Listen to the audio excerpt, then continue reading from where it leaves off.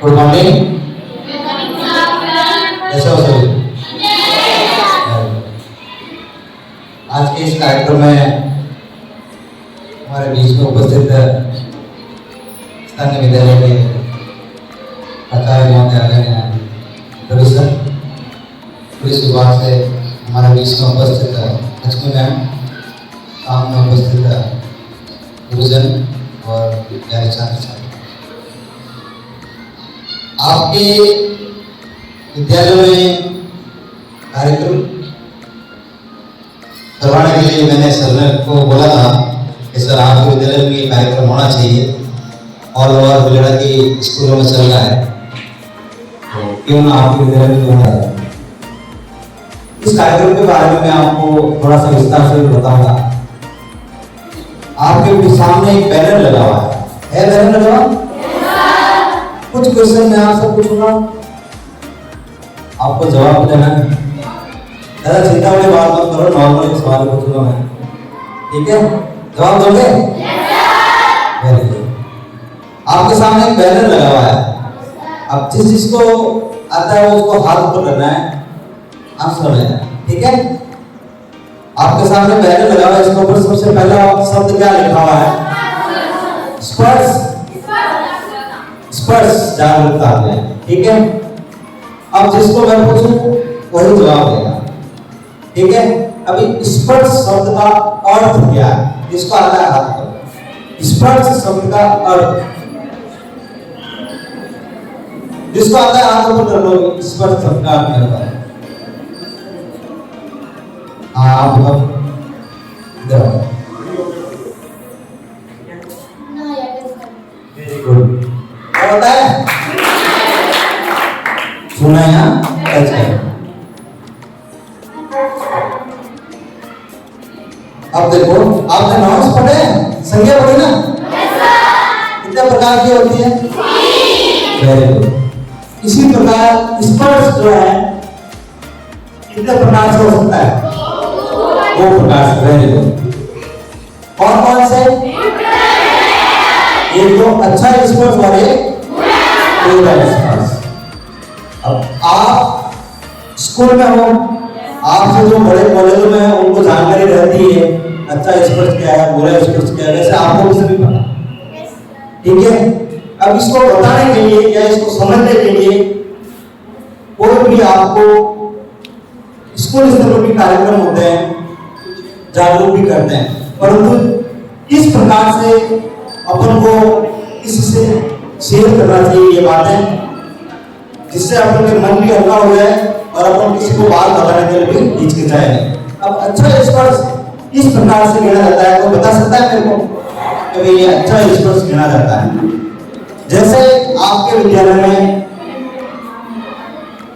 या आपकी 10th class में फर्स्ट डिवीजन से कौन आता है? 10th क्लास में सबसे होशियार छात्र कौन है?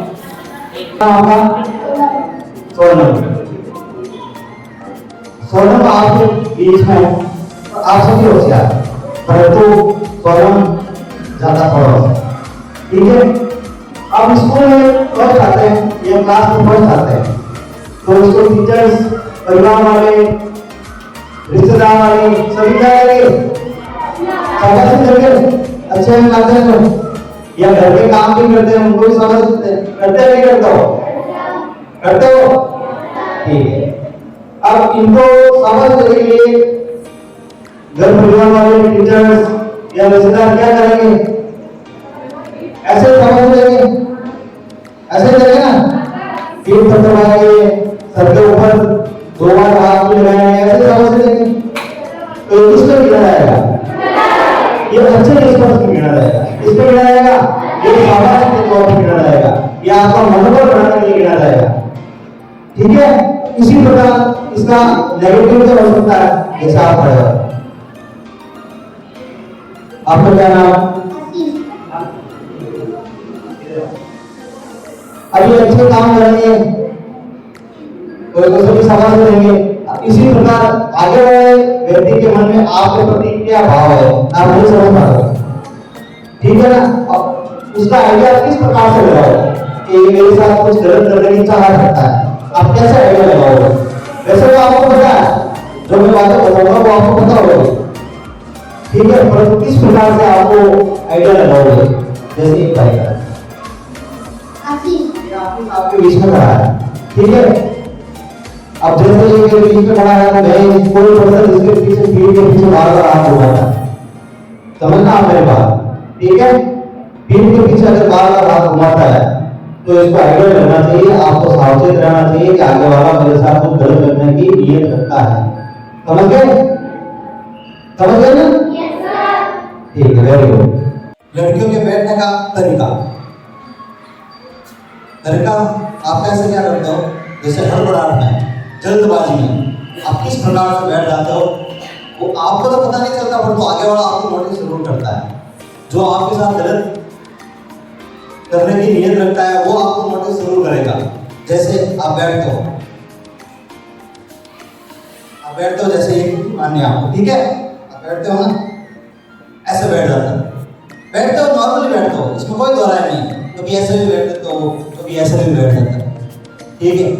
आगे वाले पर्सन को आपका शरीर का कौन सा दिख जाए वो आपको भी नहीं, आप सिर्फ बातों में मग्न रहते हो, आप हंसी मजाक में बात डाल देते हो, परंतु ये छोटी छोटी बातें हैं ना, वो आपको ध्यान में रखनी है। आप किस प्रकार से बैठते हो, शरीर का कौन सा प्रदर्शित हो रहा है, आगे वाले का दिमाग में पढ़ सकते हो, मेरे दिमाग में क्या चल रहा है आप नहीं बता सकते, या आपके दिमाग में क्या चल रहा है मैं नहीं बता सकता, वो आपको समझना पड़ेगा।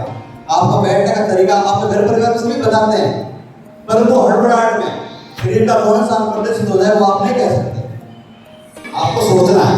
आप यूज करते हो फेसबुक, अब आपको किसी पॉलिटिशियन की फोटो, किसी बड़े लीडर की फोटो, किसी बड़ी सेलिब्रिटी की फोटो लगा करके, अगर कोई सलमान खान की फोटो लगा करके आपको फ्रेंड रिक्वेस्ट भेजे, आप क्या सोचो, और ये सलमान खान ने फ्रेंड रिक्वेस्ट होता है, सोचोगे ना। लड़के अगर किसी हीरोइन की अभिनेत्री की फोटो लगा के आपको फ्रेंड रिक्वेस्ट भेजे तो आप ये सोचोगे भाई यार मेरे को तो कैट ना कैट फ्रेंड रिक्वेस्ट भेज दिया, होता है, सोचोगे ना। आप सोचने के बाद फिर आप क्या करोगे कि आप उसे भगा से क्या करोगे, एक्सेप्ट करोगे, यही होता है। एक्सेप्ट करने के बाद फिर क्या होता है, एक दिन बाद या 2 दिन बाद, 3 दिन बाद, सप्ताह भर ले लो, 10 दिन ले लो, वो आपको आपका मैसेज करना शुरू करेगा, ठीक है। मैसेज करने के बाद फिर आपके कॉन्टेक्ट नंबर लेने की कोशिश करेगा। आप तो हड़बड़ाहट में ये भूल जाओगे, उनके नंबर तो लेने से उनके आपके नंबर उनको दे देते, पर तो आगे वाले के नंबर आप लेने भूल जाते। आप ये सोच के करेगा वो इतना बड़ा आदमी है, मेरे को नंबर देगा अपना, आप ये सोच करके अपने नंबर दे देते हो। आप ये दिमाग में थोड़ा सा ये सोच लेते हैं, सचिन तेंदुलकर कि मैं कैसे नंबर मांगू, मैसेज तो वो करेगा, आप क्या करोगे, हड़बड़ाहट में उसको आप अपने नंबर दे दोगे जो भी आप यूज करते हो।